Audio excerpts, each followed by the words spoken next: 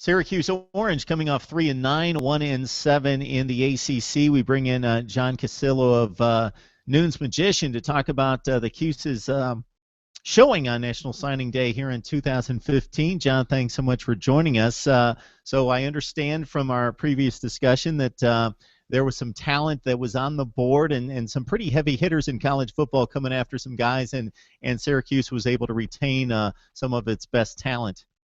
Yeah, to be honest, like it was one of those things where this class, well, I'd say this staff, despite the fact that we don't always pull in those four-star guys and those really big names, I think that they've done a really good job of scouting out talent.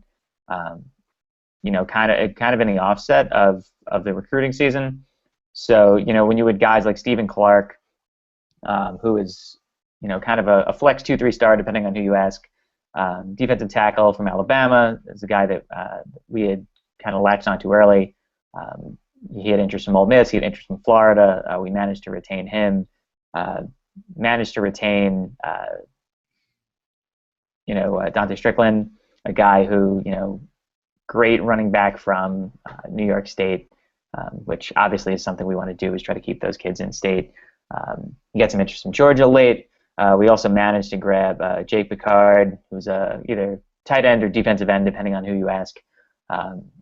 Was committed to Wisconsin. Didn't seem thrilled with how things went when Gary Anderson left.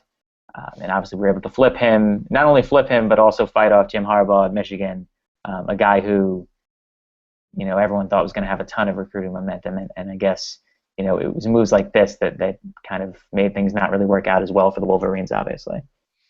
So, John, looking at most of the major recruiting services across the board, ESPN rivals, the composite rankings, you're around 62 or 63 in the country. I believe 25 signed, 13 3-stars. In addition to some of the guys you named that have been retained, talk about some of those guys that, based on what you're hearing and based on some of the tape that you've seen, that you're excited to see on the field. Sure. Well, I think in general, what we've done this year is we really had a lot of work to do in terms of replacing in the next couple of years some outgoing seniors on both sides of the line. So we really, stressed those in particular. We had 5 offensive linemen. I mentioned Clark as a great defensive lineman. We're also able to flip Tyler Cross, a defensive tackle from Georgia, and we're able to flip him from Wake Forest kind of last minute. So I'm excited about some of those guys. The offensive linemen in particular, I think we just had a really great offensive line. Stayed healthy for 3 years, and then this past year kind of racked with injuries. So when you have guys like A.J. Durrig coming in, he's a great 2/3 star, depending again on who you ask. A guy like Cody Conway, another successful pitch for us in Illinois, where we've had a lot of success. And Sam Klausman, who's from prep school powerhouse St. Thomas Aquinas.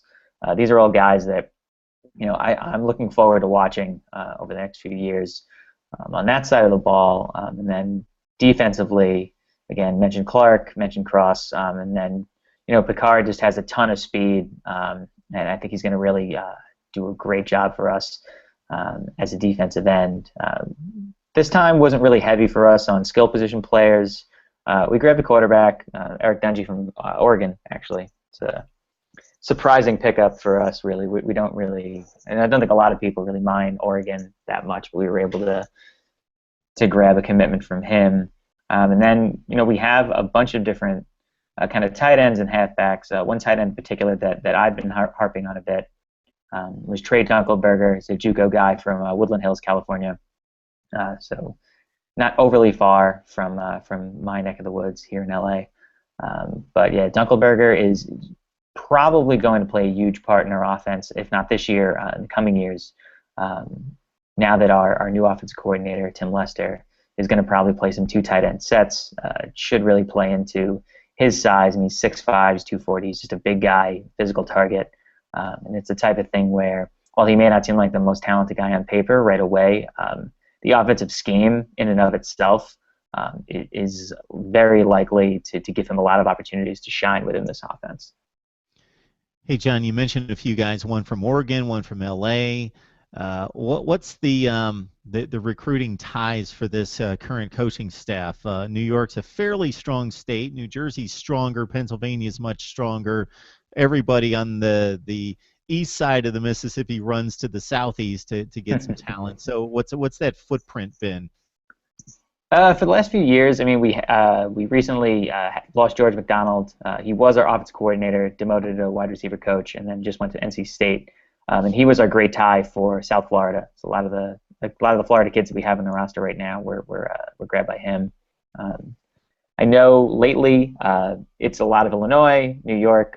Bobby Acosta, who was just promoted to wide receivers coach, he is really our kind of link. Him and Joe Adam are a link to those New York kids and those New Jersey kids in recent years. So I think New Jersey was a big stress for us. It was just something we said, you know what, like all those successful years that we had back in the 90s were geared by a lot of New Jersey kids.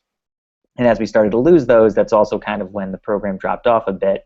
So I think it was a point of emphasis, and it's one that we were pretty successful on this year, along with Georgia, which we've in the last few years managed to get probably at least 2 or 3 kids per class from Georgia. All right, John Cassillo joins us from Noon's Magician on the SB Nation platform for Syracuse Athletics. John, always appreciate the breakdown. Thank you. Sure. Thank you.